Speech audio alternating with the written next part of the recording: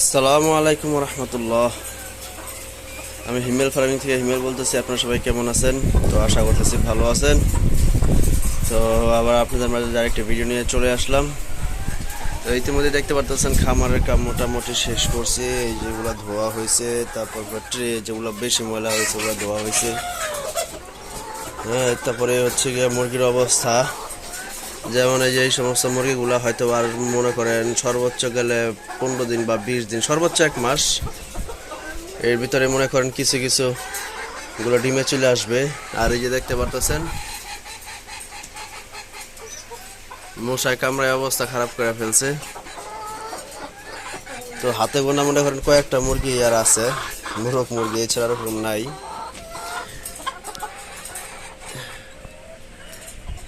আর এই হচ্ছে আমাদের ওই যে পাহাড়ি, এখানে যেগুলো আছে সবগুলাই পাহাড়ি। এখানে আমার অন্য কোনো মুরগি আমি দিই নেই। দেখতেই পারতেছেন কিছু কিছু মুরগি যেগুলো সুন্দর ছিল, আমার বেশি পছন্দ ছিল, ওগুলোই মারা গেছে। এই হচ্ছে গিয়ে মনে করেন এখনকার অবস্থা। আর ওই জোটার ভিতরে একটা আছে, ওই যে পাশের যে মুরগিটা, ওই যে কোনার ভিতর, ওইটা রানী খেতে ভুগতেছে। তারপর হচ্ছে লেগে এখানে 2টা আছে মোরগ,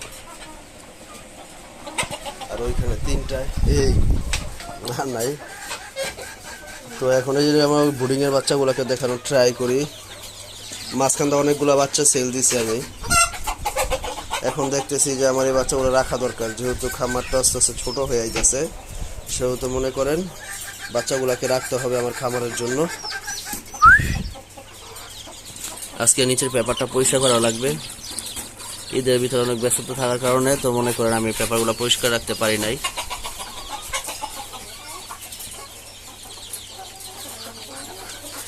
আবার ইনকিউবেটরে আজকে আবার ডিম বসাইছি গতকালকে,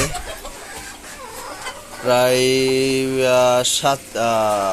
57টা ডিম দিয়ে বসাইছি। যে হ্যাঁ, 57টা ডিম দিয়ে বসাইছি, দেখা যাক কি হয়। আর এখন মনে করেন আমি দৈনিক ডিম পাই হচ্ছে গিয়া 5টা 6টা এমন।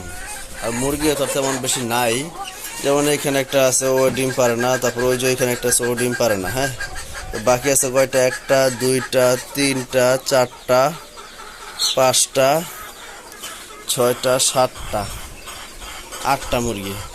8টা মুরগির থেকে দৈনিক আমি 5টা বা সর্বোচ্চ 6টা করে ডিম পাই।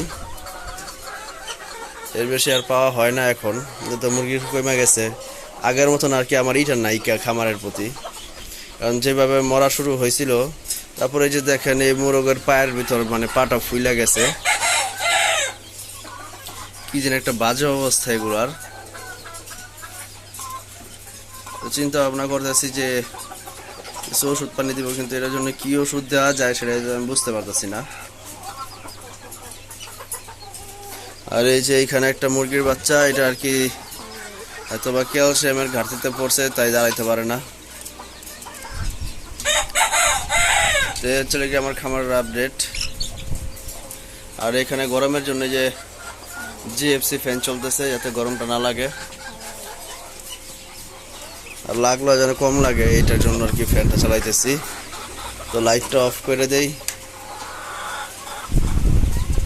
তো এই হচ্ছে আমার খামারের অবস্থা। তো সবাই দোয়া করবেন, ভালো থাকবেন। আর ভিডিওটি ভালো লাগলে থাকে অবশ্যই লাইক, কমেন্ট এবং সাবস্ক্রাইব করে দেবেন।